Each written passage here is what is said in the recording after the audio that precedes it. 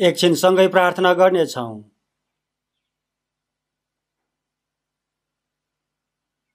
हामीहरूलाई प्रेम गर्नुभएको पवित्र र करुणामय परमेश्वर पिताज्यूलाई धन्यवाद र प्रशंसा चढाउँछौँ। परमेश्वरज्यूदेखि टाढा भएर हामीहरूले पाप गरिरहेको थियो, दुष्ट काम गरेर परमेश्वरज्यूको शत्रु भएको थियो। तर यसु प्रभुज्यूले क्रुसमा बगाइदिनु भएको पवित्र र अनमोल रगतले हाम्रो सबै पापलाई अनन्तसम्मको लागि धोइदिनु भएको छ। हामीहरूलाई नरकको दण्डबाट उद्धार गरिदिनु भएको छ। धन्यवाद र प्रशंसा चढाउँछौँ। परमेश्वरज्यूले दिनुभएको अबको बाँकी जीवन शरीरको संसारको लागि होइन, तर परमेश्वरज्यूको पवित्र इच्छा पूरा गरेर परमेश्वरज्यूको महिमाको लागि मात्रै जिउन डोराइदिनु भएको छ, सुरक्षा गरिदिनु भएको छ। धन्यवाद र प्रशंसा चढाउँछौँ। यो समयमा पनि हामीहरूलाई परमेश्वरज्यूको वचन अध्ययन गर्न भेला गरिदिनु भएको छ। धन्यवाद र प्रशंसा चढाउँछौँ। सर्वरोग कोरोनाको कारण हामीहरू सबैजना एकै ठाउँमा भेला भएर वचन अध्ययन गर्न पाएको छैन। यसकारण आफ्नै ठाउँमा रहेर वचन सुन्न, अध्ययन गर्न, बुझ्न सहायता गरिदिनुहोस्। संसारभरि भएको हाम्रो सबै मण्डलीहरूलाई विभिन्न प्रकारको समस्याहरू भए तापनि सुसमाचार प्रचार गर्न प्रभुज्यूको शक्तिशाली हातले, वचनले, बुद्धिले झन झन बलियो बनाएर डोराइदिनुहोस्। पवित्र आत्माले भरिपूर्ण भएर सुसमाचार प्रचार गर्न सहायता गरिदिनुहोस्। परमेश्वरज्यूको योग्य सन्तान भएर जिउन, साहसी भएर सुसमाचार प्रचार गर्न, हराएको आत्माहरूलाई खोजेर प्रभुज्यू कहाँ डोर्याउने काम गर्न सक्न प्रभुज्यूको शक्तिशाली हातले सहायता गरिदिनुहोस्। बिरामीहरूलाई पनि चाँडै निको बनाइदिनुहोस्। कमजोर मन भएकोहरूलाई, शैतानको परीक्षामा परेकोहरूलाई प्रभुज्यूले उपकार गरिदिनुहोस्, अनुग्रह गरिदिनुहोस्। एकजना पनि पतन नहुने गरी सबैजनालाई सहायता गरिदिनुहोस्। यो समयमा पनि प्रभुज्यूको पवित्र इच्छा बुझ्न र काम गर्न सक्न हामीहरूलाई सहायता गरिदिनुहोस्। पवित्र आत्माज्यूले हामीहरूलाई डोराइदिनुहोस्। हाम्रो प्रभु येशू ख्रीष्टको नाममा प्रार्थना चढाउँछौँ। आमेन। बाइबलको वचन यूहन्नाको सुसमाचार 14 अध्यायको 1 पददेखि 6 पदसम्मको वचनलाई खोलेर पढ्नेछौँ। यूहन्नाको सुसमाचार 14 को 1 देखि 6 पदसम्म पढ्नेछौँ।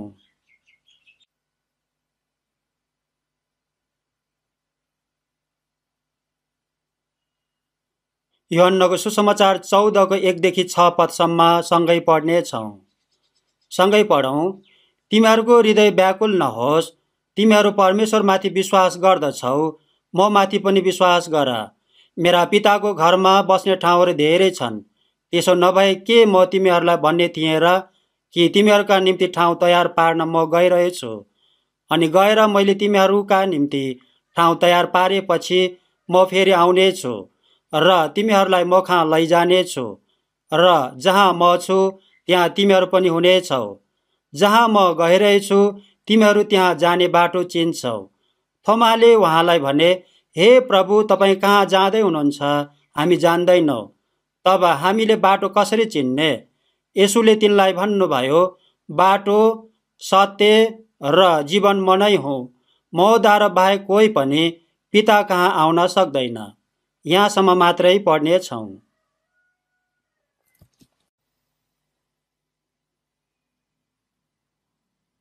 आज चाहिँ यूहन्नाको सुसमाचार 14 अध्यायको 6 पदको वचनमा बाटो, सत्य र जीवन म नै हुँ, मद्वारा बाहेक कोही पनि पिता कहाँ आउन सक्दैन भन्नुभएको वचनबाट बाटो, सत्य र जीवन येशूज्यू नै हो भन्ने विषयलाई हामीहरू सबैजना सँगै अध्ययन गर्नेछौँ।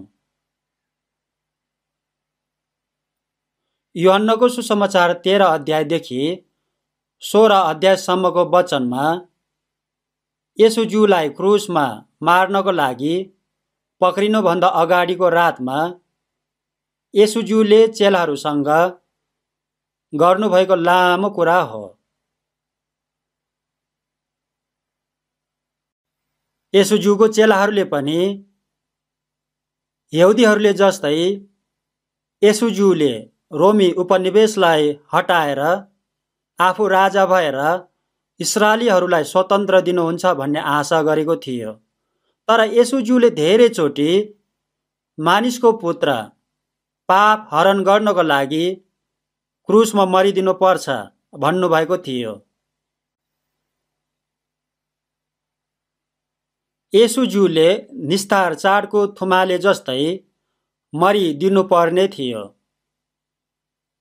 अबको 2 दिनपछि मानिसको पुत्रलाई बिक्री गर्नेछ, धेरै दुःख कष्ट दिनेछ, क्रुसमा किला ठोकेर मार्नेछ भन्नुभएको थियो। तर यो कुरालाई चेलाहरूले बुझेको थिएन। चेलाहरू धेरै चिन्तित भएको थियो। यूहन्नाको सुसमाचार 13 अध्यायमा येशूज्यूले म पिता कहाँबाट आएको हो, यसकारण अब म पिता कहाँ नै जान्छु भन्नुभएको थियो। 3.5 वर्षसम्म चेलाहरूले येशूज्यूलाई पछ्याएको थियो। यहुदीहरूले धेरै धम्काएको थियो, सताएको थियो, तर येशूज्यू पनि सँगै हुनुभएको कारण सधैँ चेलाहरू बलियो भएको थियो। अलिकति पनि डर थिएन। प्रभुज्यू नै सँगै हुनुभएको कारण खुसी आनन्द थियो। तर अब चाहिँ प्रभुज्यूले जान्छु भन्नुभएको कारण चेलाहरूलाई ठुलो चिन्ता भएको थियो। प्रभुज्यू जानु भएपछि अब हामीहरूलाई के हुन्छ होला भनेर चिन्ता भएको थियो। यसकारणले येशूज्यूले चेलाहरूलाई सान्त्वना दिनु भएर किन येशूज्यू जानुपर्छ, येशूज्यू जानु भएर के गर्नुहुन्छ, यो कुराहरू भनिदिनु भएर चेलाहरूको चिन्ता डर हटाइदिनु भएको थियो। 14 अध्यायको 1 पदमा तिमीहरूको हृदय व्याकुल नहो भन्नुभएको छ, किनभने चेलाहरूको हृदयमा चिन्ता डर धेरै थियो। तिमीहरूले परमेश्वरज्यूलाई विश्वास गर्दछौ, म माथि पनि विश्वास गर भन्नुभएको छ। पुरानो करारमा परमेश्वरज्यूले इस्राएलीहरूलाई आश्चर्य कामहरू धेरै देखाइदिनु भएको थियो।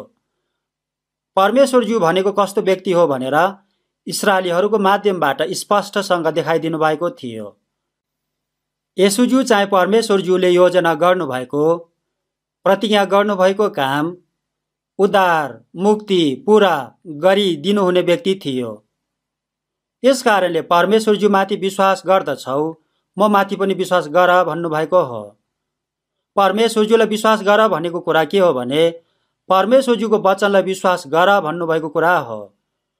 म माथि पनि विश्वास गर भनेको कुरा के हो भने येशूज्यूले पुरा गरिदिनु भएको कामलाई विश्वास गर भन्नुभएको मुख्य कुरा हो। मेरा पिताको घरमा बस्ने ठाउँहरू धेरै छन्, त्यसो नभए के म तिमीहरूलाई भन्ने थिएँ र भन्नुभएको छ। चेलाहरूले 3.5 वर्षसम्म येशूज्यूलाई पछ्याएर धेरै दुःख कष्ट पाएको थियो। स्यालको पनि दुला थियो, चराहरूको पनि गुँड थियो, तर परमेश्वरज्यूको पुत्र येशूज्यूको चाहिँ शिर राख्ने ठाउँ पनि थिएन। येशूज्यूले शिर राख्ने ठाउँ पाउनु भएको थिएन, आराम गर्न पाउनु भएको थिएन, विभिन्न ठाउँहरूमा जानु भएको थियो। यहुदीहरूले धम्की दिएको थियो, सताएको थियो, येशूज्यूले धेरै दुःख पाएको थियो। चेलाहरूले पनि येशूज्यूलाई पछ्याएर धेरै दुःख कष्ट पाएको थियो। येशूज्यूको पनि दुखित मन भएको थियो, चेलाहरूप्रति चिन्तित मन भएको थियो। यसकारण येशूज्यूले चेलाहरूलाई तिमीहरूको मन व्याकुल नहो, स्वर्गमा मेरो पिताजीको घरमा बस्ने ठाउँहरू धेरै छन् भन्नुभएको हो। यो संसारमा आराम गर्ने ठाउँ छैन, तर स्वर्गमा मेरो पिताजीको घरमा बस्ने ठाउँहरू धेरै छन्, स्वर्गमा आराम गर्न पाउँछ भन्नुभएको थियो। अनन्तको स्वर्गको कुरा येशू प्रभुज्यूले भन्नुभएको थियो। यो संसारको शरीरको कुरा गर्नुभएको थिएन। प्रकाशको पुस्तक 21 अध्यायमा नयाँ आकाश र नयाँ पृथ्वीको कुरा भन्नुभएको छ। परमेश्वरजीको बास मानिसहरूसँग भनेर एउटै पदमा 3 चोटि दोहोर्याएर भन्नुभएको छ। 3 चोटिसम्म स्वर्गको कुरा भन्नुभएको छ। यसकारणले पिताको घरमा बस्ने ठाउँहरू धेरै छन्। यदि स्वर्गमा ठाउँ नभएको भए मैले तिमीहरूलाई भन्ने थिएन भनेर येशूज्यूले चेलाहरूलाई भन्नुभएको थियो।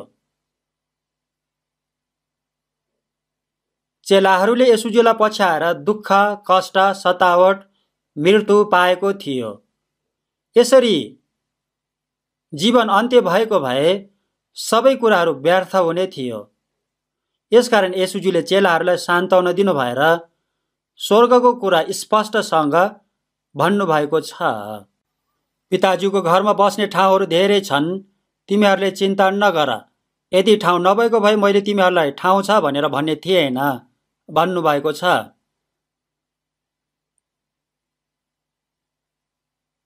म तिमीहरूको निम्ति ठाउँ तयार पार्न गइरहेछु। म गएर तिमीहरूका निम्ति ठाउँ तयार पारेपछि म फेरि तिमीहरूलाई लिन आउनेछु र तिमीहरूलाई म कहाँ लैजानेछु, अनि जहाँ म छु त्यहाँ तिमीहरू पनि हुनेछौ भन्नुभएको छ। मानिसले पाप गरेको कारण मानिस परमेश्वरज्यूदेखि टाढा भएको हो, अनि परमेश्वरज्यू पनि मानिसदेखि टाढा हुनुभएको हो। पापी मानिससँग पवित्र परमेश्वरज्यू सँगै रहन सक्नुहुन्न। अदनको बगैँचामा मानिसले परमेश्वरज्यू सँगै रहन पाएको कारण खुसी आनन्द पाएको थियो, तर पाप गरेपछि मानिस परमेश्वरज्यूदेखि टाढा भयो अनि परमेश्वरज्यू पनि मानिसदेखि टाढा भयो। यसकारण मानिसले परमेश्वरज्यूबाट पाएको विश्राम र शान्ति पाएको थिएन।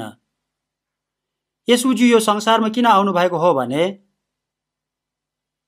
परमेश्वरज्यूसँग शत्रु भएको कुरालाई समाधान गरिदिन, परमेश्वरज्यूसँग मिलाप गरिदिन, परमेश्वरज्यू मानिस कहाँ आउन अनि मानिस परमेश्वरज्यू कहाँ गएर परमेश्वरज्यू कहाँ स्वर्गमा अनन्त समय राख्नको लागि आउनु भएको हो।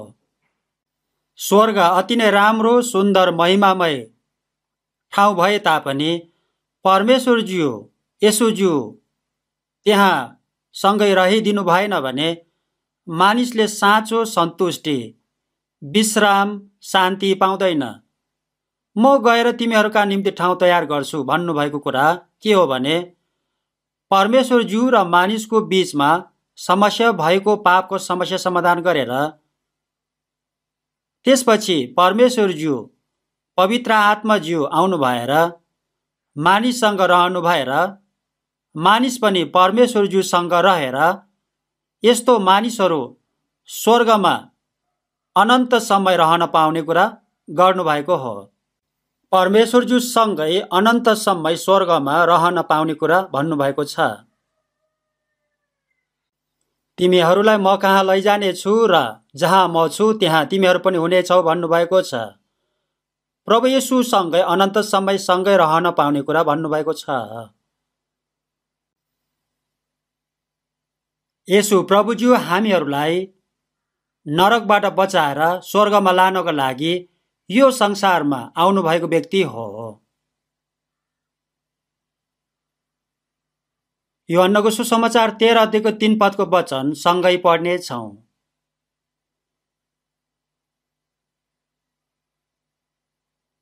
यूहन्नको सुसमाचार 13 को 3 पद सँगै पढ्नेछौँ। सँगै पढौँ। पिताले सबै थोक उहाँका हातमा दिनुभएको छ र उहाँ परमेश्वरको तर्फबाट आउनुभएको हो र परमेश्वर कहाँ नै जाँदै हुनुहुन्छ भन्ने कुरा येशूले जान्नुहुँदा थियो।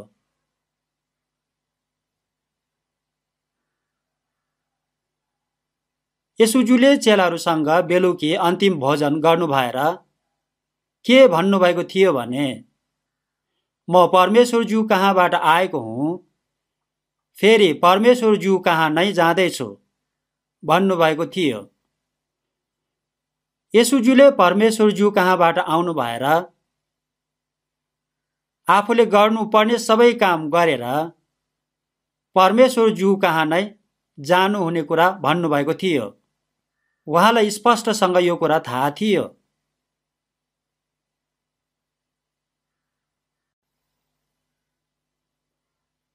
यूहन्नाको सुसमाचार 13 अध्यायको 36 पदको वचनलाई पनि हेर्नेछौँ।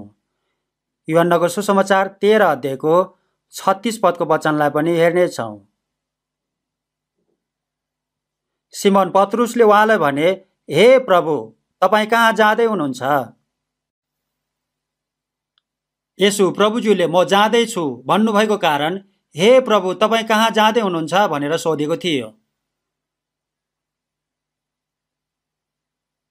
क्रिस्चियनहरूलाई रोमी सम्राटले धेरै सताएको थियो, सिंहको खाना बनाएको थियो, धेरै दुःख कष्ट दिएको थियो। यो संसारमा क्रिस्चियनहरू धेरै शहीद भएको थियो। पत्रुसले पनि त्यहाँ प्रचार गरिरहनु भएको थियो। प्रेरितज्यू, तपाईँ मर्नु हुँदैन, रोमबाट अर्को ठाउँमा गएर प्रचार गर्नुहोस् भनेर सन्तहरूले भनेको थियो। यो कुराहरू कोपाडिस भन्ने फिल्ममा भनेको छ। यसकारण एका बिहानै एकजना बालकसँग रोम सहर छोडेर गएको थियो, तर कुनै एकजना व्यक्तिलाई देख्यो। यो व्यक्ति येशूज्यू भएको थाहा भयो। यो कुराहरू कोपाडिस भन्ने फिल्ममा भनेको छ। यसकारण पत्रुसले प्रभुज्यू कहाँ जाँदै हुनुहुन्छ भनेर सोधेको थियो। कोपाडिस भनेको कुरा प्रभुज्यू कहाँ जाँदै हुनुहुन्छ भनेर सोधेको कुरा हो। तिमीले छोडेर राखेको क्रुस बोक्न म जान्छु भनेर प्रभुज्यूले भन्नुभएको थियो। यसकारण पत्रुसले प्रभुज्यू त्यसरी हुँदैन भनेर पत्रुस फेरि त्यो बाटोबाट फर्केर रोममा गएर, म तिमीहरूले खोजेको पत्रुस हो, मेरो प्रभुज्यूलाई तिमीहरूले क्रुसमा किला ठोकेर मार्यो। मैले प्रभुज्यूलाई 3 चोटि इन्कार गरेको छु। यसकारण म येशूज्यूले जस्तै मरिदिन योग्यको छैन। मलाई चाहिँ उँधो मुन्टो बनाएर क्रुसमा मार्नु भनेर भन्नुभएको कुरा भनेको छ। पत्रुसले यूहन्नाको पुस्तक 13 अध्यायको 36 पदमा हे प्रभु, तपाईँ कहाँ जाँदै हुनुहुन्छ भनेर सोध्नु भएको थियो। प्रभुजीले धेरैचोटि म जाँदैछु, अहिले तिमीहरूले मलाई पछ्याउन सक्दैनौ भन्नुभएको थियो।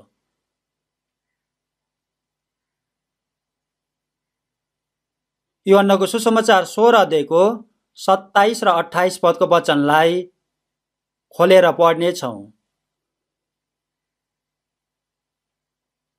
यूहन्नाको सुसमाचार 16 को 27 र 28 पद सँगै पढ्नेछौँ। सँगै पढौँ। किनभने पिता आफैले तिमीहरूलाई माया गर्नुहुन्छ, किनकि तिमीहरूले मलाई माया गरेका छौ र म परमेश्वरको तर्फबाट आएँ भनी विश्वास गरेका छौ। म पिताबाट आएँ अनि संसारमा आएको छु र फेरि म संसारलाई छोडेर पिता कहाँ जाँदैछु। येशूज्यूले अन्तिममा चेलाहरूलाई के भन्नुभएको छ भने, तिमीहरूले मलाई माया गरेका छौ, म परमेश्वरज्यूको तर्फबाट आएको हो भनी विश्वास गरेका छौ। परमेश्वर पिताज्यूले तिमीहरूलाई माया गर्नुहुन्छ भन्नुभएको छ। म परमेश्वर पिताज्यूबाट आएको हुँ भनेर येशूज्यूले सधैँ भन्नुभएको थियो। येशूज्यूले चेलाहरूलाई तिमीहरूले मलाई माया गरेको छ, म परमेश्वर पिताज्यूबाट आएको हो भनेर तिमीहरूले विश्वास गरेका छौ। यसकारण पिताज्यू आफैले तिमीहरूलाई माया गर्नुहुन्छ भन्नुभएको छ। येशूज्यू कहाँबाट आउनुभएको थियो भनेर बुझेको कुरा विश्वास गरेको कुरा हो। यो सत्य तथ्यलाई बुझेर सत्यतामा विश्वास गर्नेहरूलाई परमेश्वरज्यूले प्रेम गर्नुहुन्छ भनेको कुरा हो। म पिताबाट संसारमा आएको हुँ र अब फेरि संसारलाई छोडेर पिता कहाँ जाँदैछु भन्नुभएको छ। यो छोटो वचनभित्र येशूज्यूले गर्नुभएको काम के हो, येशूज्यू र हाम्रो सम्बन्ध के छ भनेर यहाँ स्पष्टसँग भन्नुभएको छ।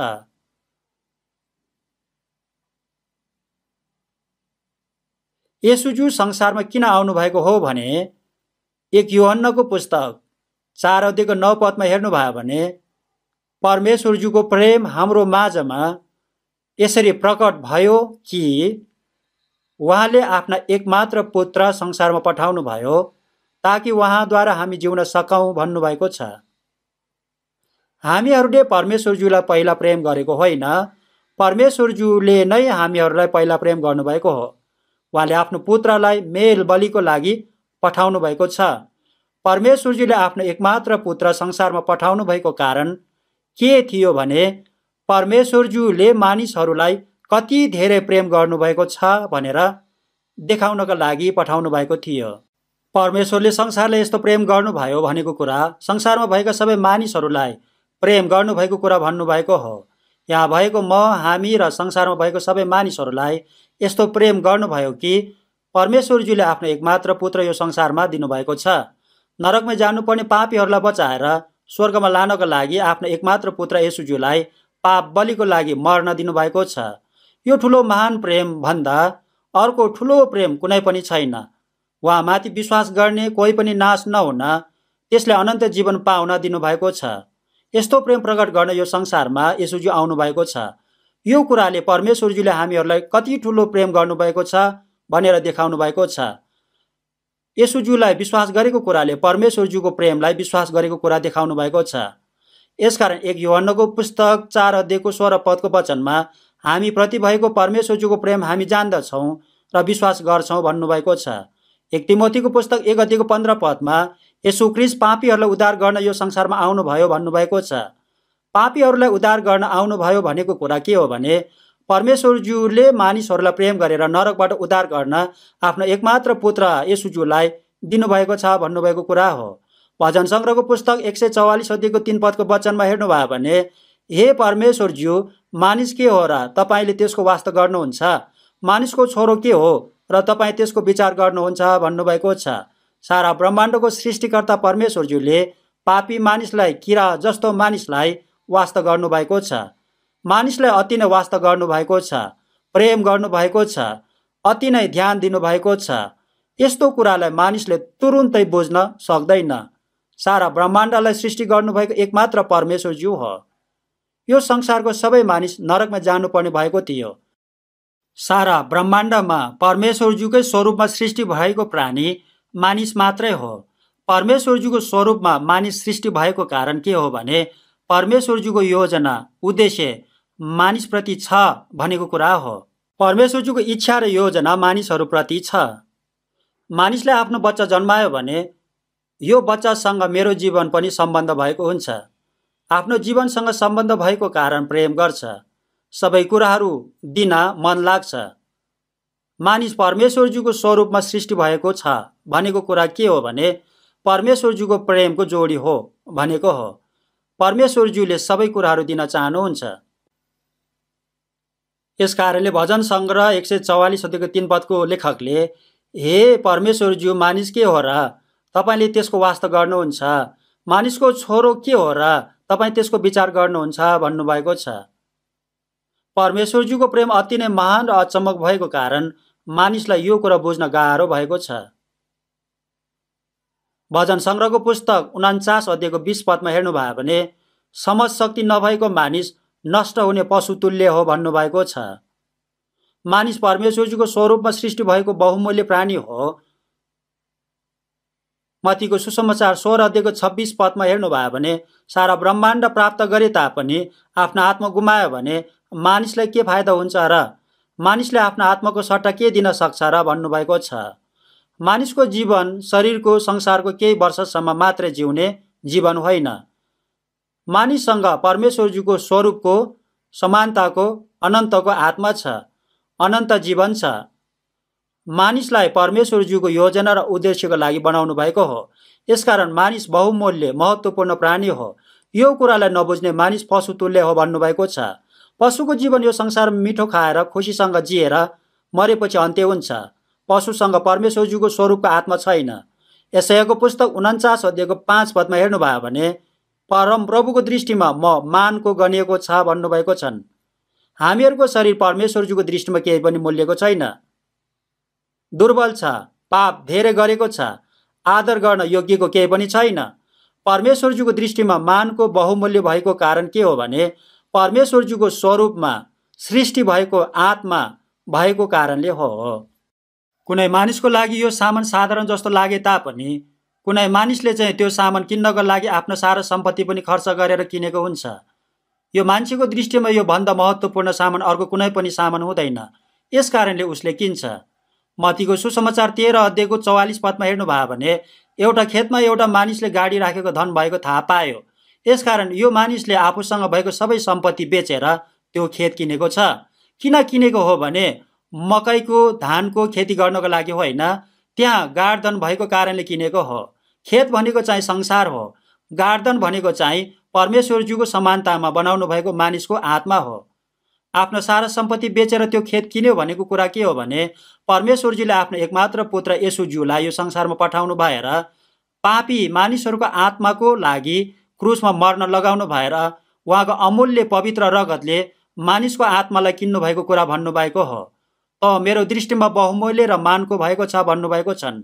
यसकारण मत्तीको सुसमाचार 18:14 पदमा हेर्नुभयो भने तिमीहरूका पिताको इच्छा यो हो कि यी सानोहरू मध्ये एकजना पनि नष्ट नहोस् भन्नुभएको छ। पाप धेरै गरेको निज तुच्छ मानिस पनि नरकमा गएको परमेश्वरले चाहनु भएको छैन। यस्तो मानिसहरूले पनि आफ्नो पाप क्षमा लिएर स्वर्गमा आएको परमेश्वरजीले चाहनु भएको छ। यसकारण 1 तिमोथीको पुस्तक 2:4 वचनमा परमेश्वरजीले सबै मानिसले मुक्ति पाएर सत्यको मार्गमा हिँडेको चाहनुहुन्छ भन्नुभएको छन्। सबै मानिसले पाप गरेको कारण परमेश्वरजीको महिमासम्म पुग्न चुकेको छ। सबै मानिसहरू आफ्नै प्रयासद्वारा स्वर्ग जान नसक्ने भएको छ। यसकारण सबै मानिसहरूले आफ्नो आत्माको उद्धार मुक्ति पाएर स्वर्गमा आएको परमेश्वरजीले चाहनु भएको छ। यसकारणले तीतसको पुस्तक 2:11 सबै मानिसहरूका मुक्तिको निम्ति परमेश्वरजीको अनुग्रह प्रकट भएको छ भन्नुभएको छन्। सबै मानिसहरूले आफ्नो आत्माको उद्धार मुक्ति लिएको परमेश्वरजी चाहनुहुन्छ। सबै मानिसहरूलाई परमेश्वरजीले आत्माको उद्धार मुक्ति दिनुभएको छ। यूहन्नाको सुसमाचार 19:7-9 वचनलाई सँगै पढ्नेछौँ।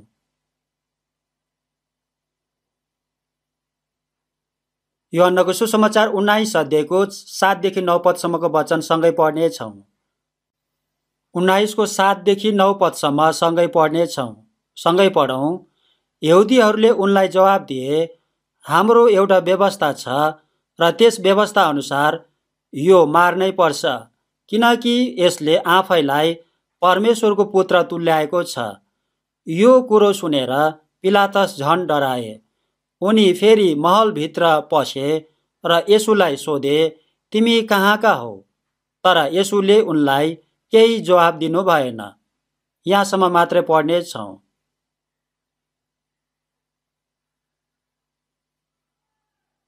यहुदीहरूले येशूज्यूलाई मार्नको लागि पक्रेर पिलातसको अगाडि ल्याएको थियो। सबै प्रकारको झुट्टा आरोपहरू लगाएको थियो। यो मान्छेले आफूलाई परमेश्वरजीको पुत्र हो भनेर अपमान गरेको छ, ईश्वर निन्दा भएको छ भनेको थियो। पिलातसले यो कुरा सुनेपछि पिलातस झन् डराएको थियो, किनभने येशूज्यूलाई पिलातसले धेरै जाँचेको थियो। येशूज्यूलाई मृत्युदण्ड दिने दोष पिलातसले केही पनि पाएको थिएन। येशूज्यूले मृतकहरूलाई जीवित पारिदिनु भएको थियो, कुष्ठरोगीलाई निको पारिदिनु भएको थियो, अन्धहरूलाई आँखा देख्ने बनाइदिनु भएको थियो, असल कामहरू धेरै गरिदिनु भएको थियो। येशूज्यूले म परमेश्वरजीको पुत्र हो भन्नुभएको थियो। यसकारण सायद येशू परमेश्वरजीको पुत्र हुन पनि त सक्छ नि। रोमीहरूले ईश्वर भनेको ईश्वर सायद मानिसको रूपमा आउनु भएको पनि त हुन सक्छ नि भनेर विचार भएको थियो। येशूज्यूलाई न्याय गरिरहेको समयमा पिलातसको श्रीमतीले पनि मानिस पठाएर यो येशू भन्ने निर्दोष मानिसलाई केही पनि नगर्नु, आज सपनामा तिनको कारण मैले धेरै दुःख पाएको छु भनेर खबर पठाएको थियो। तपाईले ठिक न्याय गरेन भने ठुलो समस्या आउन पनि सक्छ भनेर खबर पठाएको थियो। यसकारण पिलातस डराएको थियो। यो मानिस को होला, कहाँको होला भनेर पिलातसले यसकारण येशूज्यूलाई तिमी कहाँका हौ भनेर सोधेको थियो। तिम्रो गाउँ कहाँ हो, तिम्रो बुबा आमा को हो भनेर पिलातसले यस्तो कुराहरू सोधेको होइन। तिम्रो घर गाउँ कहाँ हो भनेर यस्तो कुरा पिलातसले सोधेको थिएन। पिलातसले सोधेको कुरा के थियो भने तिम्रो वास्तविकता के हो? साँच्चै नै परमेश्वरज्यूबाटै आउनु भएको हो? साँच्चै नै परमेश्वरज्यूकै पुत्र हो भनेर सोधेको थियो। तिमी साँच्चै नै राजा हौ? तिमी कहाँका हौ भनेर पिलातसले सोधेको थियो। तर येशूज्यूले केही पनि जवाब दिनु भएको थिएन, किनभने पिलातस ठिक न्याय गर्ने न्यायाधीश थिएन। न्यायाधीशले गर्नुपर्ने काम के हो भने ठिक कुरालाई आफू मर्नु परे तापनि ठिक हो भन्नुपर्छ, ठिक न्याय गर्नुपर्छ। बेठिक कुरालाई आफू मर्नु परे तापनि बेठिक नै हो भन्नुपर्छ, ठिकसँग न्याय गर्नुपर्छ। पिलातसले यसुज्यूलाई 3 पटक न्याय गर्दाखेरि पनि कुनै पनि दोष भेटाएको थिएन, तर पनि मृत्युदण्डको लागि सुम्पिदिएको थियो। पिलातस परमेश्वरज्यूसँग भन्दा मानिसहरूसँग डराएको थियो। पिलातस अधर्मीहरूको पक्षमा खडा भएको थियो। यसुज्यूले पिलातसले म सत्यको गवाही दिन आएको हुँ भन्नुभएको थियो। यसकारण पिलातसले सत्य के हो भनेर सोधेको थियो, तर यसुज्यूले केही पनि जवाब दिनुभएको थिएन, किनभने पिलातससँग सत्यलाई बुझ्न सक्ने क्षमता थिएन। यसुज्यूले गर्नुभएको कामलाई बुझ्न सक्ने क्षमता थिएन। यसुज्यूले गर्नुभएको कामलाई बुझेको भए, यसुज्यू कहाँबाट आउनुभएको व्यक्ति हो भनेर बुझेको भए, यसुज्यू के गर्न आउनुभएको हो भनेर बुझेको भए, यसुज्यू कहाँ जाँदै हुनुहुन्छ भनेर बुझेको भए उसले आत्माको मुक्ति लिने थियो। पिलातस आत्माको मुक्ति लिन योग्यको थिएन, यसकारण यसुज्यूले पिलातसलाई केही पनि जवाब दिनुभएको थिएन।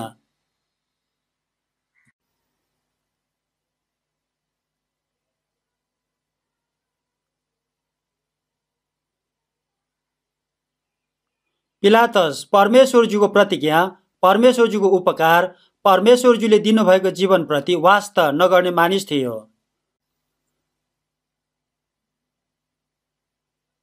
पिलातसले आफ्नै अगाडि हुनुभएको परमेश्वरज्यूको पुत्रलाई, आफ्नो जीवनको प्रभुज्यूलाई चिनेको थिएन। पिलातसले अधर्मी न्याय गरेको थियो, मृत्युदण्डको फैसला गरिदिएको थियो, ठुलो पाप गरेको थियो, ठुलो दण्ड पाउन योग्यको भएको थियो, अनन्तको नरकमा जानुपर्ने मानिस, दयानीय मानिस भएको थियो।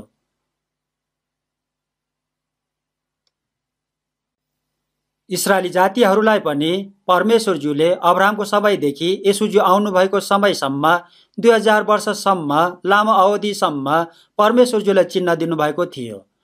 उनीहरूलाई परमेश्वरज्यूको विशेष जाति बनाउनको लागि परमेश्वरज्यूले छान्नु भएको थियो, तर उनीहरूले परमेश्वरज्यूले पठाउनु भएको मुक्तिदातालाई, परमेश्वरज्यूको पुत्र यसुज्यूलाई नचिनेको कारण इन्कार गरेर क्रुसमा किला ठोकेर मारेको थियो।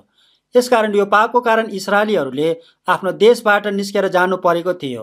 हरेक समय 1900 वर्षसम्म नरसंहारमा पर्नु परेको थियो, नष्ट हुनु परेको थियो।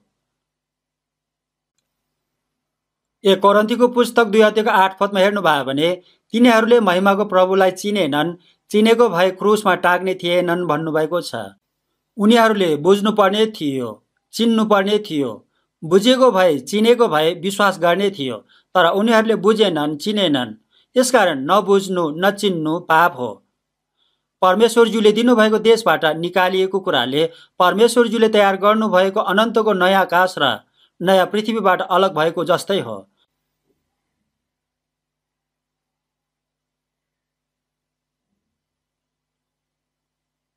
यूहन्नाको सुसमाचार 8 अध्यायको 14 पदको वचनलाई सँगै पढ्नेछौँ।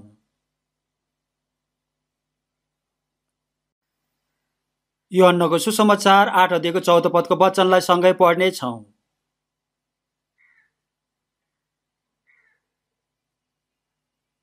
यूहन्नाको सुसमाचार 8 अध्यायको 14 पदको वचन सँगै पढ्नेछौँ।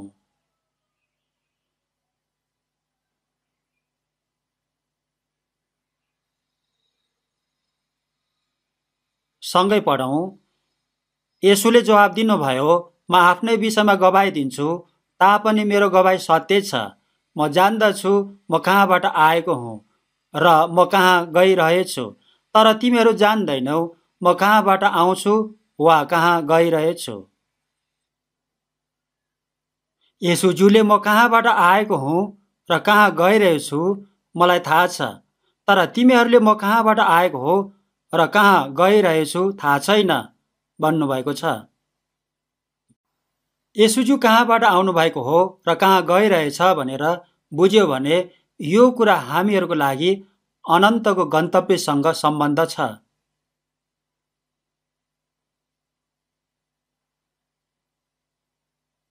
यूहन्नाको सुसमाचार 8 अध्यायको 24 पदको वचनलाई सँगै पढ्नेछौँ।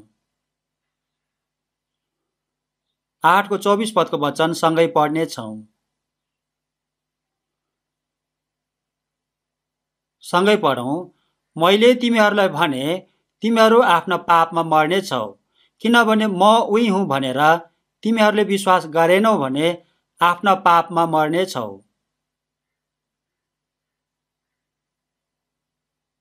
इस्राएलीहरूले परमेश्वरजीले प्रतिज्ञा गरिदिनु भएको मसिहालाई प्रतीक्षा गरिरहेको थियो। उद्धारकर्ता, मुक्तिदाता, प्रभु ख्रिस्टको प्रतीक्षा गर्दै थियो। येशूज्यू नै ख्रिस्ट हुनुहुन्थ्यो, मुक्तिदाता हुनुहुन्थ्यो। परमेश्वरजीले प्रतिज्ञा गरेर दिनुभएको मसिहा ख्रिस्ट म उही हुँ भनी विश्वास गरेनौ भने तिमीहरू आफ्नो पापमा मर्नेछौ भन्नुभएको छ। मानिसहरू नरकमा जाने कारण धेरै पाप गरेको कारणले होइन, परमेश्वरज्यूको प्रेम र येशू प्रभुज्यूले क्रुसमा बगाइदिनु भएको रगतले हाम्रो पापलाई अनन्तसम्मको लागि धोइदिनु भएर पनि प्रशस्तसँग अझै पनि बाँकी रहन्छ। मानिसहरू नष्ट हुने कारण, नरकमा जानुपर्ने कारण के हो भने येशूज्यूलाई सत्यतामा चिनेर उद्धारकर्ता, मुक्तिदाता भनेर विश्वास नगरेको कारणले हो। यदि मानिसले येशू प्रभुज्यूलाई चिनेन भने येशू प्रभुज्यूले पनि त्यो मान्छेलाई चिन्नुहुन्न। मत्तीको सुसमाचार 7 अध्यायको 22-23 पदमा हेर्नु भयो भने त्यो दिन धेरैले मलाई भन्नेछन्, प्रभु प्रभु, हामीले तपाईँको नाममा अगमबानी बोल्यौं, भूतहरू धपायौं, अनेक शक्तिशाली कामहरू गर्यौं भन्नेछन्। तर म तिमीहरूलाई सफासँग भन्नेछु, मैले तिमीहरूलाई कहिले चिनेको छैन। ए अधर्म काम गर्नेहरू हो, मबाट दूर हौ भन्नुभएको छ। तिनीहरूले गर्व गरेर हामीले प्रभुको नाममा अगमबानी बोल्यौं, अनेक शक्तिशाली कामहरू गर्यौं भने तापनि तर प्रभुज्यूले चाहिँ मैले तिमीहरूलाई कहिल्यै चिनेको छैन भनेर किन भन्नुभएको हो भने तिनीहरूले येशू प्रभुज्यूलाई ठिकसँग चिनेको थिएन। यदि उसले प्रभुज्यूलाई सत्यतामा ठिकसँग चिनेको भए मैले तपाईँको नाममा यस्तो काम गर्यो, उस्तो काम गर्यो भन्दैन, घमण्ड गर्दैन, आफ्नो धार्मिकता देखाउँदैन। परमेश्वरज्यूको राज्यमा, स्वर्गमा हाम्रो धार्मिकताले जान सक्दैन। येशू प्रभुज्यूले क्रुसमा बगाइदिनु भएको रगतलाई, येशूज्यूको धार्मिकतालाई बुझेर सत्यतामा विश्वास गरेर मात्रै मानिसहरू स्वर्गमा जान सक्छौँ। धेरै जसो मानिसहरूले मैले प्रभुज्यूको लागि यो गरेको छु, यसकारण प्रभुज्यूले चिन्नुहुन्छ भनेर भन्छन्। उसले आफ्नो धार्मिकताले स्वर्ग जान सक्छ भनेर यसरी भनेको हो। उसले येशू प्रभुज्यूलाई ठिक प्रकारले नचिनेको कारणले उसले यसरी भनेको हो। यसकारण प्रभुज्यूले उसलाई मैले तिमीलाई कहिल्यै चिनेको छैन भन्नुभएको हो। यसकारण मानिसहरूले प्रभुज्यूलाई ठिकसँग चिनेनौ भने प्रभुज्यूले पनि मानिसहरूलाई चिन्दैनौ भन्नुभएको छ। प्रभुज्यूलाई ठिकसँग चिन्नुपर्छ, यो कुरा सबैभन्दा महत्त्वपूर्ण कुरा हो। अहिले पनि धेरै जसो मानिसहरूले येशूज्यू इस्रायल देशमा जन्मनु भएको हो, 33 वर्षको जवान समयमै क्रुसमा किला ठोकेर मारेको हो भनेर जानेको छ। विश्वास गर्नेहरू पनि छन्, तर येशूज्यूलाई ठिकसँग चिनेको छैन, गलत प्रकारले चिनेको छ। यसकारण समस्या भएको छ। अनन्त जीवनको लागि नबुझिकन नहुने, बुझ्नै पर्ने महत्त्वपूर्ण कुराहरूलाई बुझेको छैन।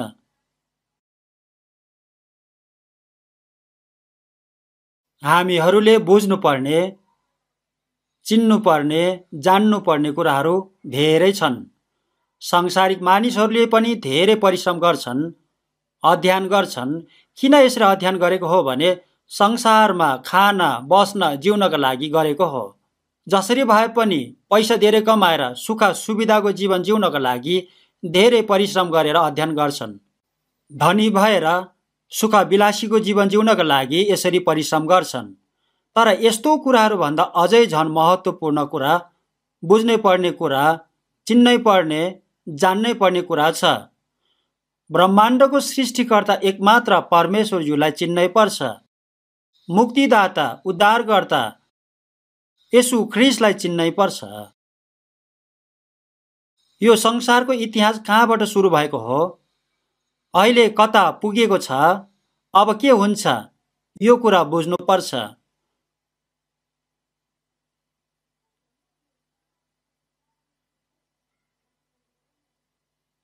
जीवन कहाँबाट आएको हो, के को लागि जिउनु पर्छ अनि कहाँ जानुपर्छ, यो कुरा जान्नुपर्छ।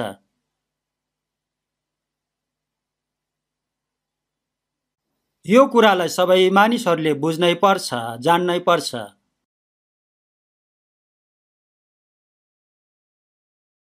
यो कुरालाई जान्न, बुझ्न, चिन्न बाइबलको माध्यमबाट एकमात्र परमेश्वरज्यूलाई चिन्नुपर्छ। बाइबलको माध्यमबाट परमेश्वरज्यूले पठाउनु भएको एकमात्र मुक्तिदाता येशू ख्रीष्टलाई चिन्नुपर्छ। मानिसको बुद्धिले, शक्तिले यो कुराहरू बुझ्दैन, जान्दैन, चिन्दैन। येशूज्यूले यो संसारमा आउनु भएर के गरिदिनु भयो र कहाँ जानुभयो, यो कुरालाई बुझ्यो, जान्यो भने जीवनको समस्या समाधान हुन्छ। यो कुरालाई बुझ्यो, जान्यो भने जीवनको समस्याहरू आफै समाधान हुन्छ। मानिसहरूले ठिकसँग येशू प्रभुज्यूलाई चिन्नै पर्छ। म आफै आएको होइन, मलाई पिताज्यूले पठाउनु भएको हो भनेर येशूज्यूले भन्नुभएको छ। येशूज्यूलाई परमेश्वरज्यूले योजना अनुसार यो संसारमा पठाउनु भएको हो। परमेश्वरज्यूले गर्न चाहनु भएको काम येशूज्यूले पूरा गरिदिनु भएको छ।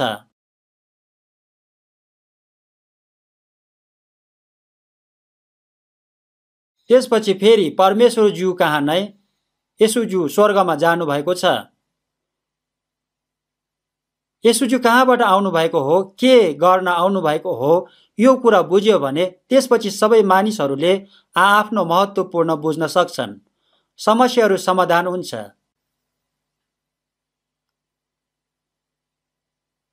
येशूज्यूले संसारमा आउनु भएर क्रुसमा मरिदिनु भएर गरिदिनु भएको सबै कामहरू सबै मानिसहरूको लागि गरिदिनु भएको हो। पवित्र र महिमामय परमेश्वरज्यूको स्वर्गको सिंहासनलाई छोडेर येशूज्यूले यो संसारमा किन आउनु भएको हो भने पापको कारण मरेपछि नरकमै जानुपर्ने मानिसहरूलाई उद्धार गरेर स्वर्गमा लानको लागि येशूज्यू संसारमा आउनु भएको हो। नरकमै जानुपर्ने परमेश्वरज्यूको शत्रु भएको मानिसहरूलाई उद्धार गरेर स्वर्गमा लानको लागि येशूज्यू आउनु भएको हो।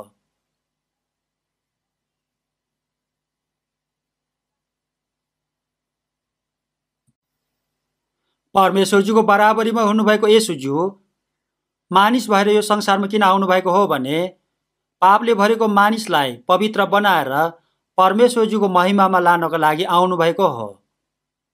पाप नभएको निर्दोष येशूज्यू क्रुसमा किन मरिदिनु भएको हो भने पापको कारण परमेश्वरज्यूसँग शत्रु भएको मानिसलाई परमेश्वरज्यूसँग मिलाप गरिदिन निर्दोष येशूज्यूले मरिदिनु भएको हो।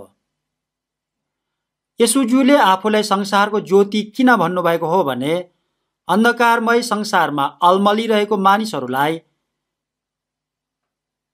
जीवनको ज्योति दिनको लागि म संसारको ज्योति हुँ भन्नुभएको छ। यूहन्नाको सुसमाचार 8 अध्यायको 12 पदमा हेर्नुभयो भने म संसारको ज्योति हुँ, मलाई पछ्याउने अन्धकारमा हिँडडुल गर्ने छैन, तर त्यसले जीवनको ज्योति पाउनेछ भन्नुभएको छन्।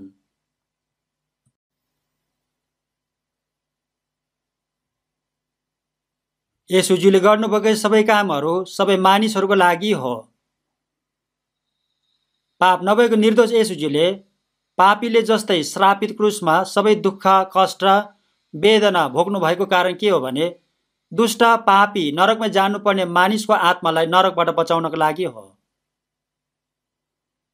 येशू कहाँबाट आउनु भएको हो, के गर्नुभयो अनि कहाँ जानु भयो, यो कुरालाई स्पष्टसँग बुझ्नुपर्छ। यो कुरा प्रत्येक मानिसको अनन्त जीवनसँग सम्बन्ध छ।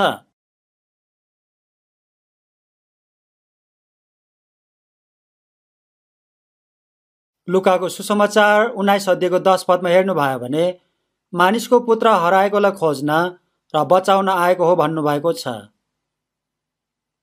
हराएकोलाई खोज्न र बचाउन भन्नुभएको छ। भेडाले गोठालोदेखि अलग भयो भने, टाढो भयो भने हराएको हो, ऊ मर्नुपर्छ। भेडाले गोठालोदेखि अलग भयो भने हिंस्रक जनावरहरूले मार्छ। मानिसहरूले आफ्नो सृष्टिकर्ता परमेश्वरज्यूलाई त्यागेको छ। यशायाको पुस्तक 53 अध्यायको 6 पदमा हेर्नुभयो भने हामी सबै भेडा चाहिँ बरालिएका छौँ, हामी सबै आफ्नै बाटोतिर लागेका छौँ भन्नुभएको छ। मानिसहरू आफ्नो मन परि जिउने ढिड, अटेरी पापी हो। तर परमेश्वरज्यूले मानिसहरूको सबै अधर्म येशूज्यूमाथि हालिदिनुभयो भन्नुभएको छ। गोठालोदेखि झन झन टाढा गएको भेडाले आफैले गोठ खोजेर जान सक्दैन। गोठालोले नै हराएको भेडालाई नभेट्टाउन्जेल खोज्नुपर्छ। मत्तीको सुसमाचार 18:12-14 वचनलाई सँगै पढ्नेछौँ। मत्तीको सुसमाचार 18:12-14 वचन सँगै पढ्नेछौँ। मत्ती 18:12-14 सँगै पढ्नेछौँ। सँगै पढौँ। तिमीहरू के विचार गर्छौ? कोही मानिसका 100 भेडामा एउटा भट्केर गयो भने उसले 99वटालाई छोडेर पर्वत हुँदो गएर त्यस भड्केर जाने एउटालाई खोजी गर्न जाँदैन र? यदि उसले त्यसलाई भेट्टायो भने साँच्चै म तिमीहरूलाई भन्दछु, ती भड्केर नजाने 99 भन्दा त्यस एउटाको लागि ऊ बढी रमाउनेछ। यसरी नै स्वर्गमा हुनुहुने तिमीहरूका पिताको यो इच्छा छ कि यी सानाहरूमध्ये एकजना पनि नष्ट नहोस्। 100वटा भेडाहरूमध्ये एउटा भेडा हरायो भने हराएको त्यो भेडालाई खोज्दैन र भन्नुभएको छ। हामीहरूले चाहिँ 99वटा छन्, यसकारण हराएको एउटा त्यो भेडा भनेको कुरा नमान्ने त्यो भेडा जेसुकै होस् भन्छौँ होला। तर असल गोठालोले चाहिँ यसरी भन्दैन, यसरी छोड्दैन, नभेटेसम्म खोज्छन्। दुःख लाग्छ। 99वटालाई सुरक्षित ठाउँमा राखेर हराएको एउटा भेडालाई खोज्न जान्छन् र भेट्यो भने खुसी हुन्छ। यो गोठालोको हृदय हामीहरूलाई प्रेम गर्नुभएको येशू प्रभुज्यूको हृदय हो। यसरी नै यी सानाहरूमध्ये एकजना पनि नष्ट नहोस् भन्ने मेरो पिताको इच्छा छ भन्नुभएको छ।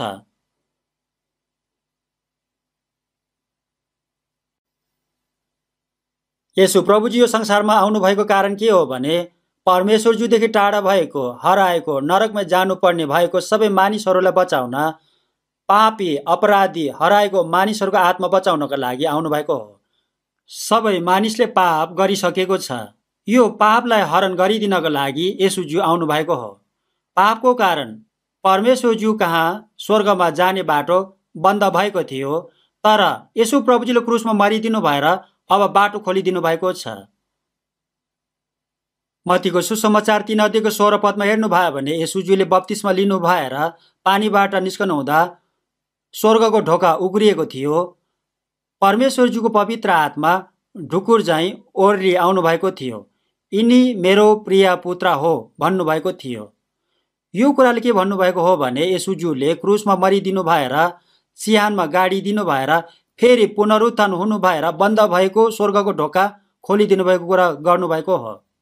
परमेश्वरज्यू पनि मानिससँग आउनु भएको छ अनि मानिस पनि परमेश्वरज्यूसँग जान सक्ने भएको छ।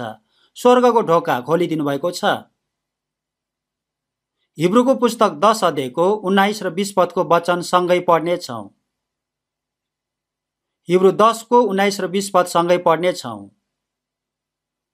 हिब्रू 10:19 र 20 वचन सँगै पढ्नेछौँ।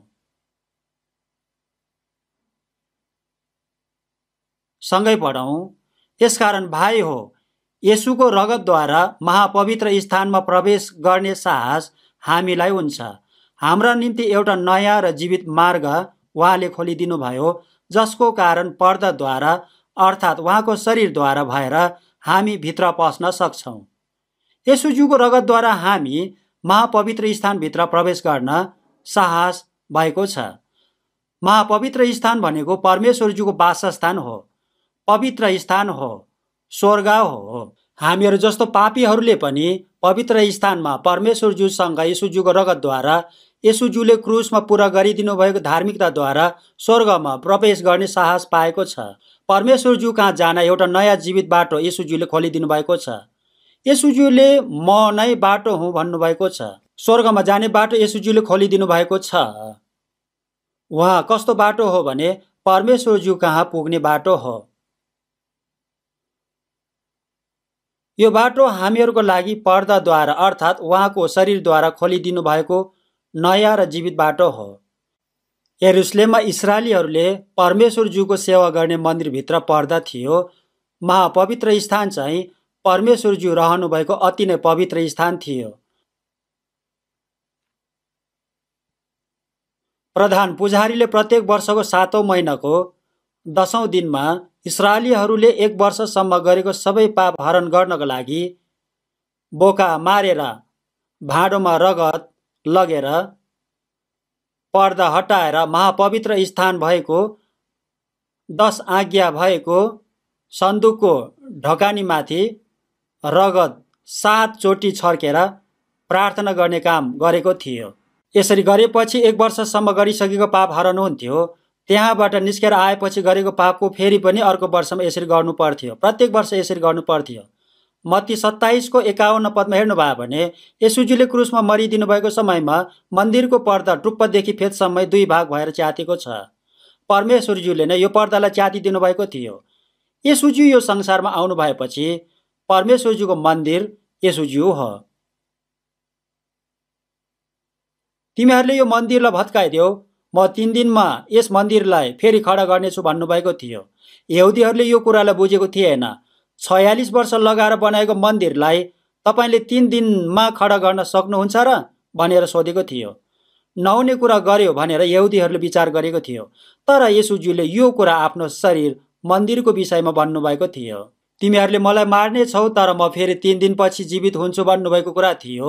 येशूज्यूको शरीरलाई परमेश्वरज्यूको मन्दिर किन भन्नुभएको थियो भने येशूज्यूको शरीरभित्र परमेश्वरज्यू वास गर्नुभएको थियो।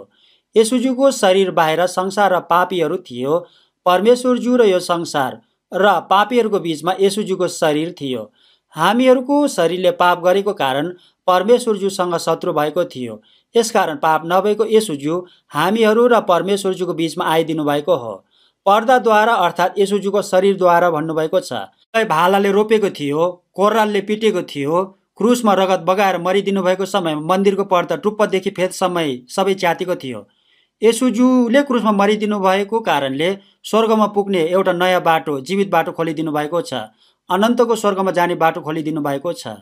पर्दाद्वारा अर्थात् येशूज्यूको शरीरद्वारा भन्नुभएको छ।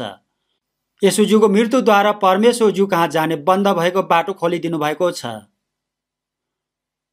दक्षिण कोरियाको पहिलो राजमार्ग ख्योङबुक राजमार्ग अचम्म प्रकारले बनाएको छ।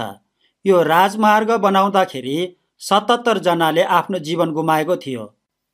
अहिले छुगयुङफ्योङ भन्ने ठाउँमा जानुभयो भने उनीहरूको शालिग बनाएर राखेको छ। यो शालिग भएको ठाउँमा यो राजमार्गमा हिँड्ने मानिसहरूले आराम गर्छन्, रमाइलो गर्छन्। 77 जनाले यो राजमार्ग बनाउनका लागि बलिदान गर्नुभएको छ।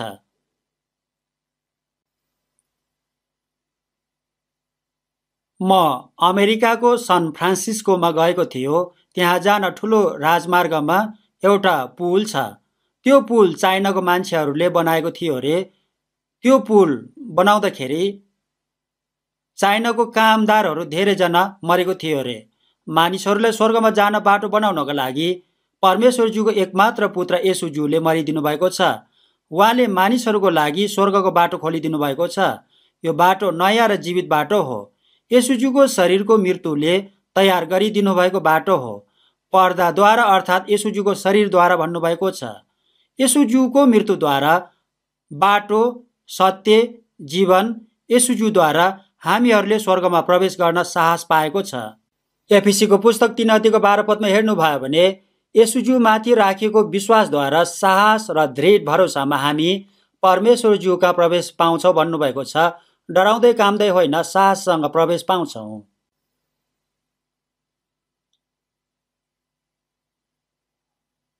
अचम्मको काम गरिदिनु भएको छ। हामीहरू स्वर्गमा जान सक्ने गरी येशूज्यूले बाटो बनाइदिनु भएको छ। गाडीलाई बाटो छैन भने गाडी जान सक्दैन।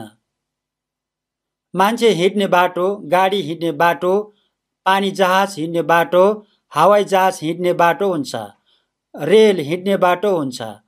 बाटो छैन भने यो कुराहरू जान सक्दैन। धेरै राम्रो रेलगाडी भए तापनि बाटो छैन भने जान सक्दैन। हवाई जहाजहरू जदाभावी उडेको जस्तो देखे तापनि हवाई जहाज हिँड्ने बाटो हुन्छ, मन परी हुँदैन। भजन सङ्ग्रहको पुस्तक 77 अध्यायको 19मा हेर्नुभयो भने समुद्रमा बाटो छ भन्नुभएको छ। मानिसको लागि स्वर्ग जाने बाटो छ। यो बाटो येशूज्यू हो। येशूज्यू सत्य हो। हामीहरूसँग भएको बाइबलको वचन सत्य हो। सत्यलाई बुझ्यो भने जीवन पाउँछ, अनन्तको स्वर्गीय जीवन पाउँछ।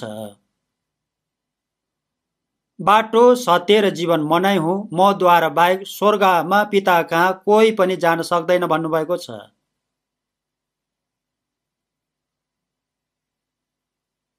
येशूज्यू बाहेक परमेश्वरज्यू कहाँ स्वर्गमा जाने बाटो अर्को छैन। संसारमा धेरै धर्महरू छन्, तर ती धर्महरूमा स्वर्गमा जाने बाटो छैन। मानिसहरूसँग सम्भव छैन। म बाटो हो, यो बाटोलाई सिकाउने म सत्य हो। परमप्रभुको वचन सत्य हो। यो सत्यलाई बुझ्यो भने अनन्त जीवन पाउँछ। मद्वारा बाहेक कोही पनि पिता कहाँ आउन सक्दैन भनेर येशूजीले भन्नुभएको छ। यो बाटोबाट गयो भने स्वर्गको पिता कहाँ पुग्छ। स्वर्गमा बस्ने ठाउँहरू धेरै छन्। परमेश्वरज्यूको घरमा पुग्छन्।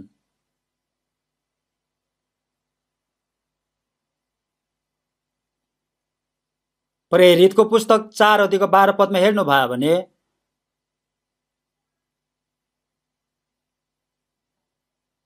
स्वर्ग मुनि मानिसले मुक्ति पाउन येशूज्यू बाहेक अर्को कुनै नाउँ दिएको छैन भन्नुभएको छ। स्वर्गमा पुग्न परमेश्वरज्यूले येशूज्यू बाहेक अर्को कुनै नाउँ मानिसलाई दिनुभएको छैन। धेरै वर्ष अगाडि कोरियाको थेजोन भन्ने ठाउँमा मेथोडिस्ट बाइबल विश्वविद्यालयको प्रधान अध्यापकले अर्को धर्ममा पनि मुक्ति छ भनेर सिकाएको थियो। विभिन्न प्रकारको कुरा गर्ने मानिसहरू यो संसारमा धेरै छन्। मण्डलीमा जाने मानिसहरूले पनि मण्डलीमा गएकोहरू राम्रोसँग विश्वास गरेको मानिस हो भनेर विचार गरेको हुन्छ। तर यो कुरा सत्य होइन। येशूज्यू र मेरो सम्बन्ध 100% पुरा भएको हुनै पर्छ। येशूज्यू कहाँबाट आउनुभएको हो, के गर्नुभयो, कहाँ जानुभयो बुझ्नै पर्छ। येशूज्यूसँग 100% मिलाप भएको हुनै पर्छ।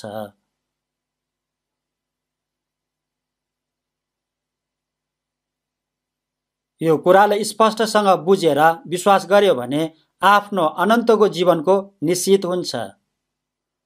आफ्ना आत्माको उद्धार मुक्तिको निश्चित हुन्छ। यूहन्नाको सुसमाचार 17 अध्यायको 3 पदमा हेर्नुभयो भने अब अनन्त जीवन यही हो कि तिनीहरूले तपाईँ एकमात्र सत्य परमेश्वरज्यूलाई चिनुन् र तपाईँले पठाउनु भएको येशू ख्रीष्टलाई चिनुन् भन्नुभएको छ। अनन्त जीवन पाउनको लागि एकमात्र सत्य परमेश्वरज्यूलाई चिन्नुपर्छ। परमेश्वरज्यूले पठाउनु भएको येशू ख्रीष्टलाई कहाँबाट आउनुभएको हो, येशू ख्रीष्टले के गर्नुभयो अनि कहाँ जानुभयो, उहाँ मसँग के सम्बन्ध छ भनेर स्पष्टसँग बुझेर विश्वास गर्यो भने आफ्नो आत्माको उद्धार मुक्ति हुन्छ। यूहन्नाको सुसमाचार 16 अध्यायको 27 पदमा हेर्नुभयो भने तिमीहरूले मलाई माया गरेर म पिताबाट आएको हो भनी विश्वास गरेका छौ। पिताज्यू आफैले तिमीहरूलाई माया गर्नुभएको छ भन्नुभएको छन्। येशू प्रभुज्यूलाई हामीहरूले विश्वास गर्यो भने हामीले येशू प्रभुज्यूलाई प्रेम गरेको हुन्छ। येशू प्रभुज्यूलाई परमेश्वर पिताज्यूले पठाउनु भएको हो भनेर हामी विश्वास गर्छौँ। सत्यतामा बुझेर सत्यतामा विश्वास गर्छौँ। यसकारणले परमेश्वरज्यूले हामीहरूलाई प्रेम गर्नुहुन्छ। उपदेशकको पुस्तक 12 अध्यायको 1 पददेखि 7 पदसम्मको वचनलाई खोलेर पढ्नेछौँ। उपदेशकको पुस्तक 12 अध्यायको 1 पददेखि 7 पदसम्मको वचन खोल्नेछौँ।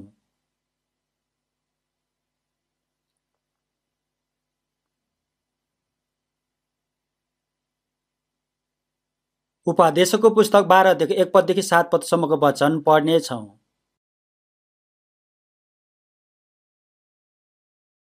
1 देखि 7 सम्म म पढ्नेछु। दुःखको समय र वृद्ध अवस्था आउन अघि नै जब तिमीले भन्नेछौ यस समयमा मेरो मन लाग्दैन, ती समयभन्दा अघि नै आफ्नो युवा अवस्थामा आफ्ना सृष्टिकर्ताको सम्झना गर। सूर्य र दिनको उज्यालोलाई अँध्यारोले ढाक्न अघि नै चन्द्रमा र ताराहरू धमिला हुन र बादलहरू वर्षपछि फर्कन अघि नै जब घरको हेरचाह गर्नेहरू काम्दछन् र बलिया मानिसहरू झुक्छन्, जब जाँतो पिट्ने स्त्रीहरू कम भएकाले आफ्नो काम बन्द गर्छन् र झ्यालबाट हेर्नेहरूका आँखा धमिला हुन्छन्, जब गल्लीतिर जाने ढोकाहरू बन्द हुन्छन् र जाँतोको आवाज कम हुँदै जान्छ, जब चराको चिरबेर आवाजमा मानिसहरू उड्छन् तर तिनीहरूका सबै गीत मधुरा हुन्छन्, जब मानिसहरू अग्लो ठाउँदेखि र गल्लीका खतरादेखि डरले भरिएका हुन्छन्, जब हाडे बदामको बोट सेतै फुलेर फक्रन्छ र फट्याङ्ग्रो पेटले घस्रदै हिँड्छ र मनको कामना उत्तेजित रहँदैन, यी सबै हुनभन्दा अघि नै उहाँको सम्झना गर। तब मानिस आफ्नो अनन्तको घरमा जानेछ र मलामीहरू गल्लीमा यताउता लाग्नेछन्। चाँदीको तार चुडिन अघि र सुनको कचौरा फुटाइन अघि, माटोको गाग्री पँधेरोमा टुक्रा टुक्रा पारिन अघि र कुवामा पाङ्रो भचाइन अघि, जमिनबाट आएको धुलो जमिनमै फर्कन अघि तथा आत्मा दिनुहुने परमेश्वरका आत्मा जान अघि उहाँको नै सम्झना गर। यो वचनलाई ध्यान दिएर पढ्नुभयो भने हाम्रो यो शरीरको संसारको जीवनलाई चाँडै नै बुझ्न सकिन्छ। यो संसारमा हाम्रो मर्ने दिन अब नजिकै आउँदैछन्।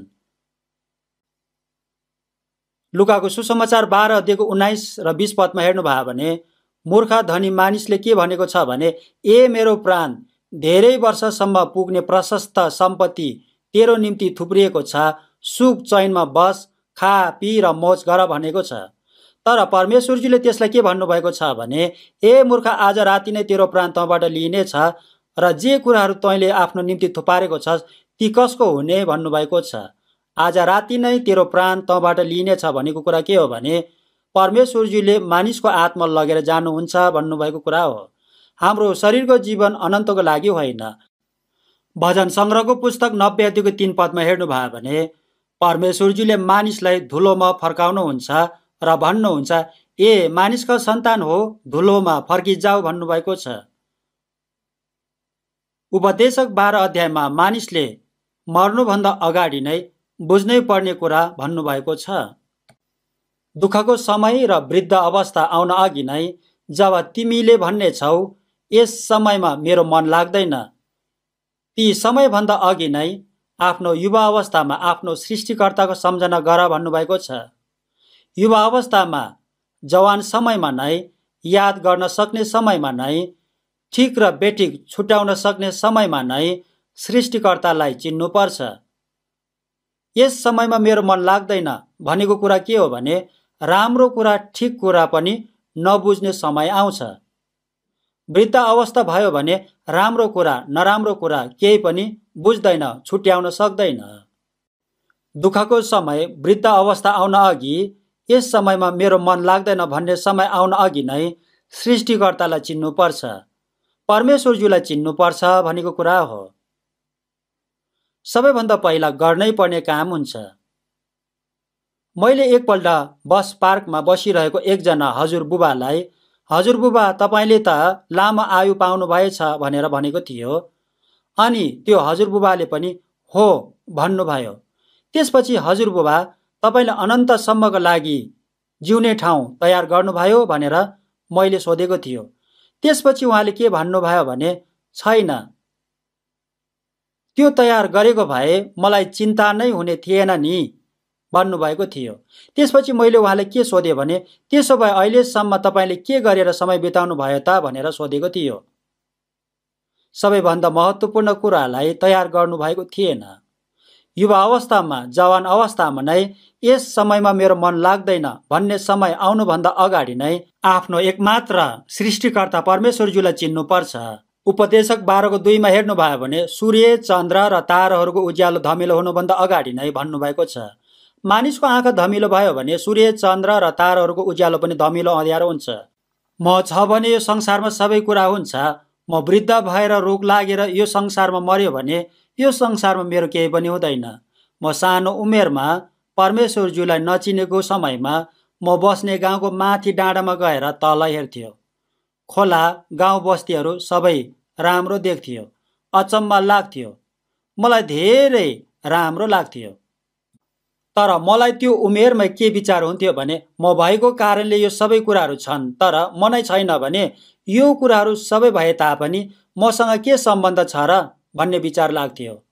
म छैन भने सूर्य, चन्द्र र ताराहरूले पनि मेरो लागि केही पनि फाइदा दिँदैन। यो कुराहरू मानिसलाई यो संसारमा जिउने समयसम्मका लागि परमेश्वरजीले दिनुभएको कुराहरू हो। यो कुराहरू धमिलो हुनुभन्दा अगाडि नै, तिमी यो संसारमा जीवित हुँदा नै, बादलहरू वर्षपछि फर्कन अघि नै भन्नुभएको छ। बादलहरू वर्षपछि फर्कन अघि नै भनेको कुराले के भन्नुभएको हो भने मृत्युपछि परमेश्वरजीले इन्साफ गर्नुहुन्छ। अनन्तको नरक छ। मृत्यु भनेको अन्त्य होइन। यसकारण सृष्टिकर्ता परमेश्वरजीलाई चिन, जान, उहाँसँग ठिक सम्बन्ध गर भन्नुभएको हो। यसकारण मानिसले मर्नुभन्दा अगाडि नै परमेश्वरज्यूलाई ठिकसँग चिन्नुपर्छ, परमेश्वरज्यूसँग ठिक सम्बन्ध बनाउनु पर्छ। जब घरको हेरचाह गर्नेहरू काम्दछन् भन्नुभएको छ। मानिसको शरीरलाई घर भनेको छ। मानिसको शरीर घर हो, अनि शिर कपाल चाहिँ छाना हो। आँखी भाउ चाहिँ आँगनको छाना हो। आँखा चाहिँ झ्याल हो। नाक चाहिँ हावा पठाउने भेन्टिलेटर हो। मुख चाहिँ खाना राख्ने टेबल हो। कान चाहिँ टेलिफोन हो। पेट चाहिँ अन्न राख्ने ठाउँ हो। हाम्रो शरीरलाई एउटा घरसँग राम्रोसँग तुलना गरेर भन्नुभएको छ। पछाडिपट्टि टोयलेट पनि छ। मानिसको शरीर घर हो। मानिसको शरीर आत्मा बास गर्ने घर हो। घरको हेरचाह गर्नेहरू काम्दछन् भनेको छ। घरलाई हेरचाह गर्नेहरू मेरुदण्ड र खुट्टा हो। शरीरलाई मेरुदण्ड र खुट्टाले थामिराखेको छ। अमेरिकाको लिङ्कन राष्ट्रपति एकचोटि लट्ठी टेकेर बाहिर जानुभएको थियो रे। कुनै मानिसले उहाँले सन्चै हुनुहुन्छ भनेर अभिवादन गर्नुभएको थियो रे। यसकारण उहाँले के जवाब दिनुभएको थियो रे भने सन्चो बिसन्चो सबै ठिकै छ, तर घर भत्किन लागेर घरलाई टेको दिएर थाम्दैछु भनेको थियो रे। प्रियहरू, हाम्रो यो घर अब चाँडै भत्किन्छ। घरलाई हेर्नेहरू काम्छन्, धर्मरिन्छन्, बलियाहरू झुक्छन्। बलियो मानिसको पनि मेरुदण्ड कुप्रिन्छ।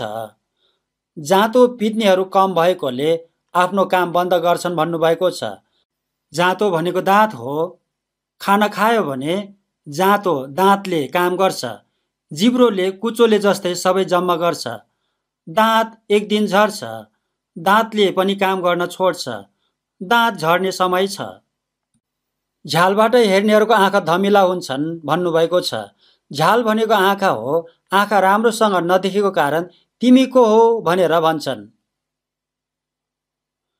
गल्लीतिर जाने ढोकाहरू बन्द हुन्छन् भन्नुभएको छ। कान, आँखा, मुख सबै बन्द हुन्छन्। जाँतोको आवाज कम हुँदै जान्छ भन्नुभएको छ। अब खाना पनि झन झन कम खान्छ भनेको हो। खाना खान पनि मन लाग्दैन भनेको हो।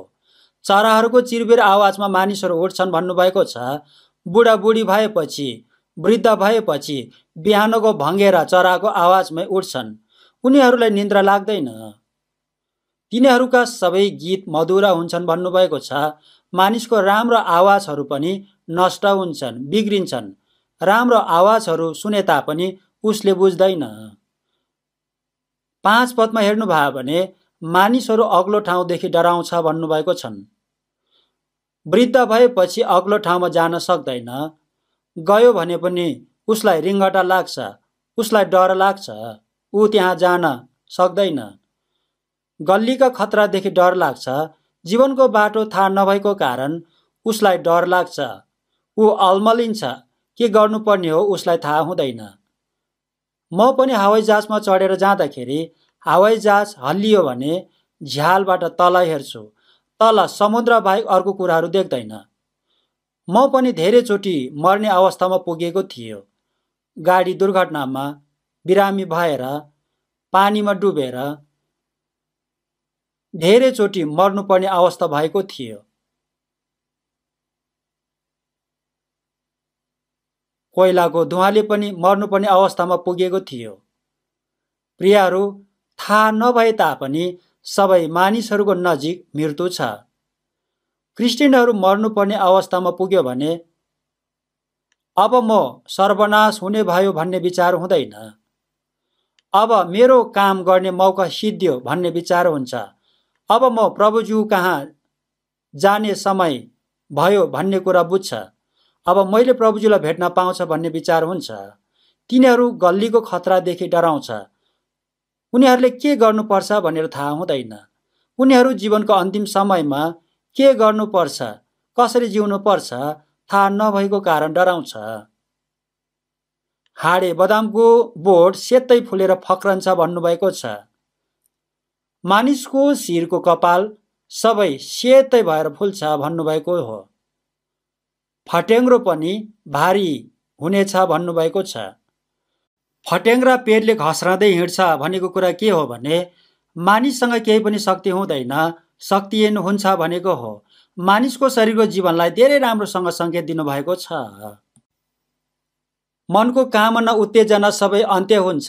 मानिसको सबै इच्छा आकाङ्क्षा चाहना सबै अन्त्य हुन्छ। मानिस आफ्नो अनन्तको घरमा जानुपर्छ। अब सबै मानिसको बसाइ सर्ने समय नजिक आएको छ। अनन्तको घरमा जानुपर्छ। अनन्तको घर भनेको चिहान होइन। अनन्तको घर अर्को ठाउँमा छ। 2 कोरिन्थीको पुस्तक 5:1 हेर्नुभयो भने हामी जान्दछौँ कि हामीले बास गरेको यो पार्थिव शरीर ढली गए तापनि स्वर्गमा अनन्तसम्म रहने परमेश्वरजीले दिनुभएको हाम्रो घर छ, जो हातले बनाएको होइन भन्नुभएको छ। यो शरीर हाम्रो पार्थिव घर हो। यो घरबाट आत्मा निस्केपछि हामी अनन्तको घरमा जानुपर्छ। हाम्रो अनन्तको घरमा जान पाउँछ। हाम्रो अनन्तको घर स्वर्ग हो। यो शरीरबाट आत्मा निस्केर जानुभयो भने अनन्तको स्वर्गमा हामी जानुपर्छ। अनन्तको घर 2 ठाउँमा छन्। अनन्तको स्वर्ग र अनन्तको नरक छ। मृत्युपछि अनन्तको 2 ठाउँमध्ये 1 ठाउँमा सबै मानिस जानै पर्छ।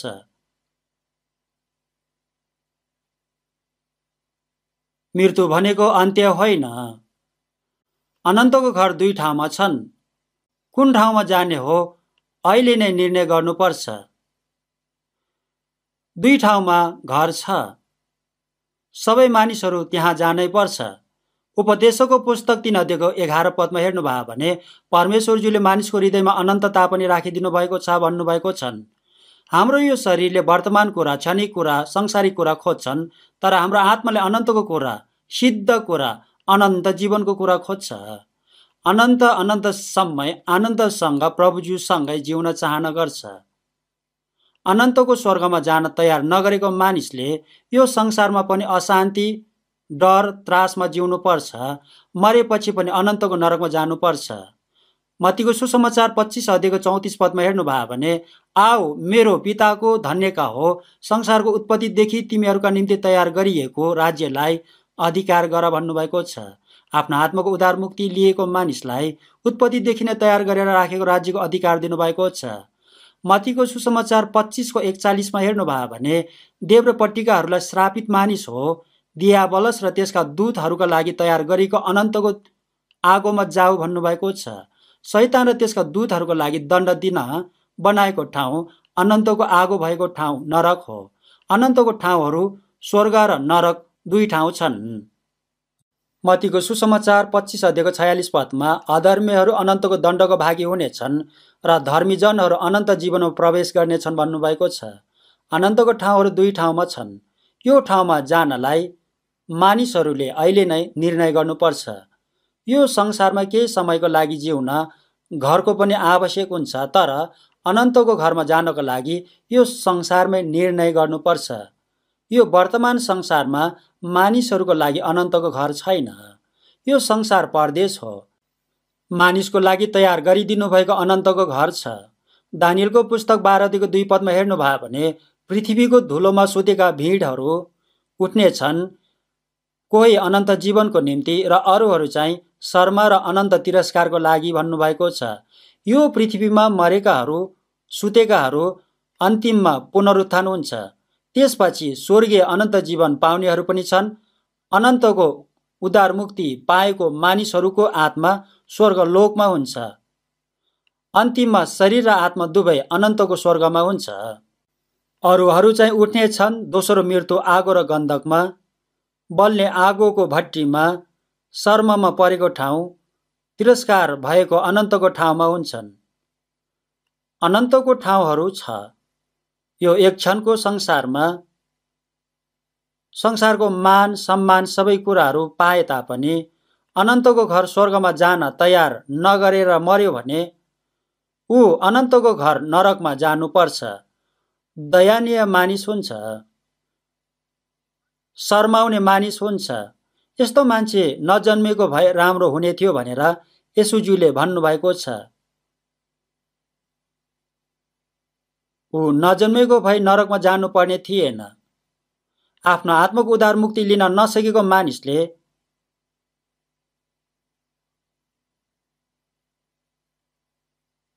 म कहाँबाट आएको हो र अब म कहाँ जानुपर्छ भनेर उसलाई थाहा हुँदैन।